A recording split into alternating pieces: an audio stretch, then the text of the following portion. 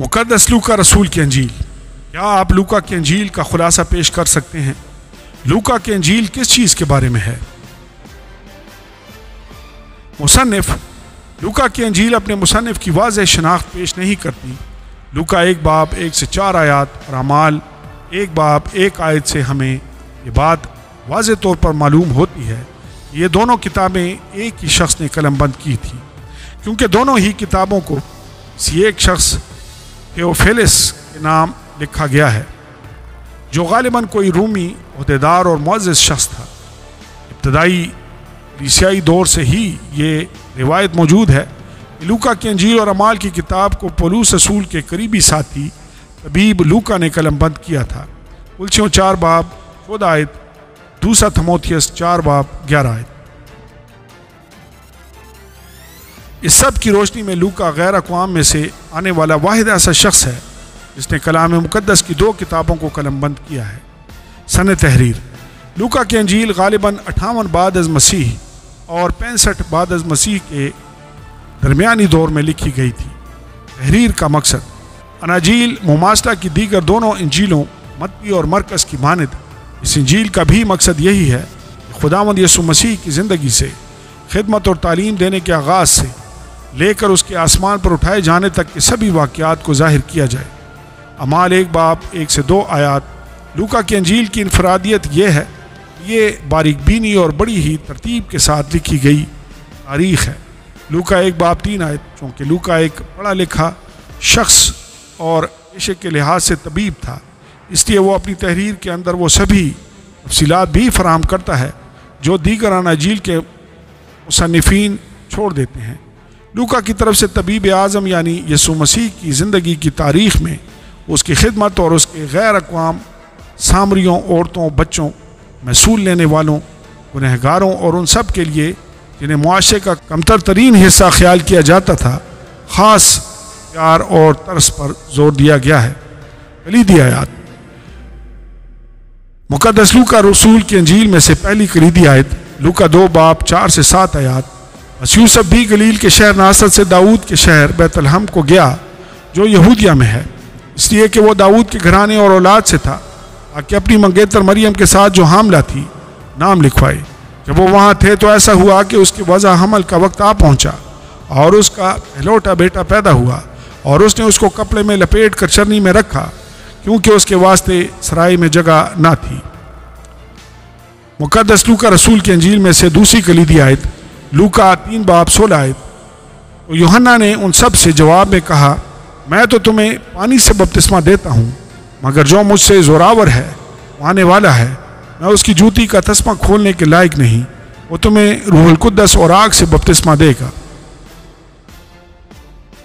मुक़द्दस लूका रसूल की अंजील में से तीसरी कलीदी आयत लूका 4 बाब 18 से 19 और 21 आयत। खुदावंद का रूह मुझ पर है, इसलिए कि उसने मुझे गरीबों को खुशखबरी देने के लिए मसा किया। उसने मुझे भेजा है कि कैदियों को रिहाई और अंधों को बिनाई पाने की खबर सुनाऊं, कुचले हुओं को आज़ाद करूं और खुदावंद के साले मकबूल की मनादी करूं। वो उनसे कहने लगा कि आज ये नविश्ता तुम्हारे सामने पूरा हुआ। मुक़द्दस लूका रसूल की अंजील में से चौथी कलीदी आयत लूका 18 बाब 31 से 32 आयत।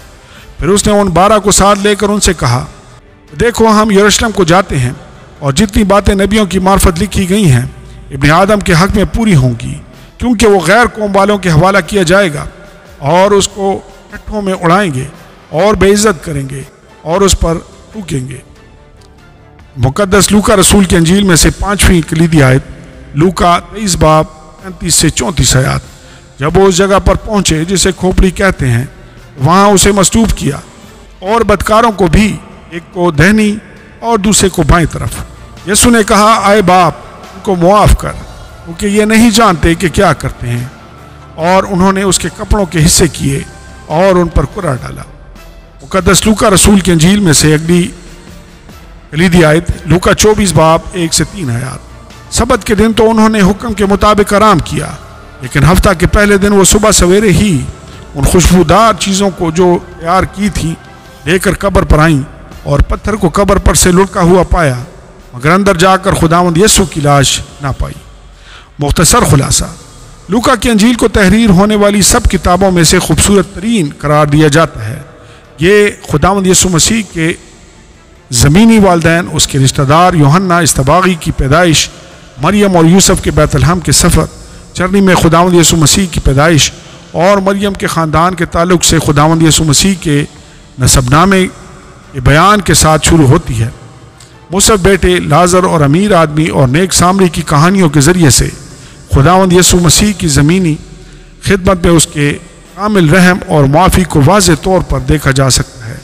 اس انجیل میں دیکھا جا سکتا ہے کہ بہت سارے لوگوں نے اس غیر متعصب محبت کو جو ساری انسانی حدود کو پار کر جاتی ہے محسوس کیا اور یسوع پر ایمان لانے، جبکہ بہت سارے دیگر لوگ بالخصوص مذہبی قیادت نے خداوند یسوع مسیح کی خدمت، تعلیمات اور اس کے دعووں کو چیلنج کیا اور رد کیا۔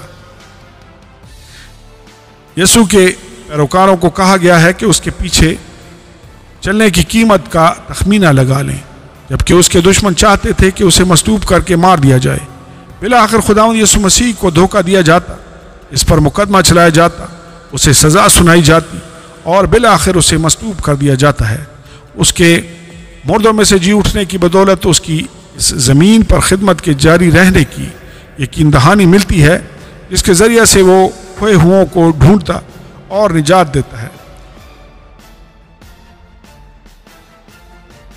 پرانے عہد نامے کے ساتھ ربط، چونکہ لوکا بھی غیر قوم میں سے تھا، اس لیے یہ متی کی طرح پرانے عہد نامے کے بہت زیادہ حوالہ جات نہیں دیتا۔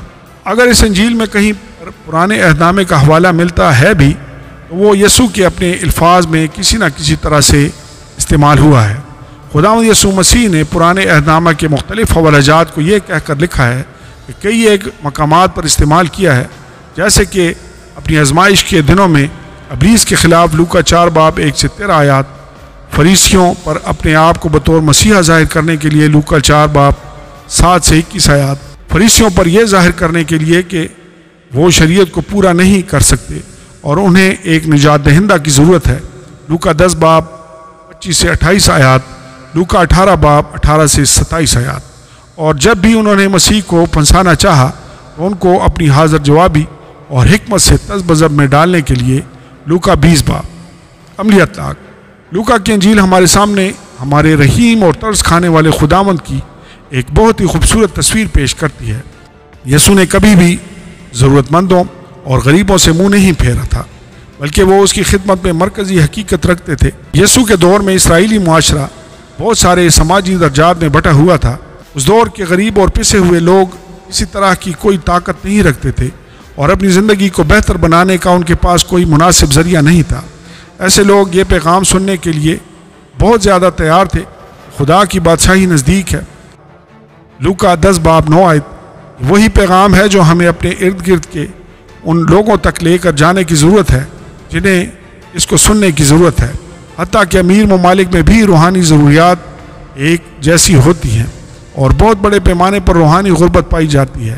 مسیحیوں کو چاہیے وہ یسوع مسیح کے اس نمونے کی پیروی کریں اور روحانی طور پر غریب اور ضرورت مند لوگوں کے پاس نجات کی خوشخبری کو لے کر جائیں۔ خدا کی بادشاہی نزدیک ہے اور ہر گزرنے والے دن کے ساتھ وقت کم سے کم تر ہوتا چلا جا رہا ہے۔ آمین اور آمین۔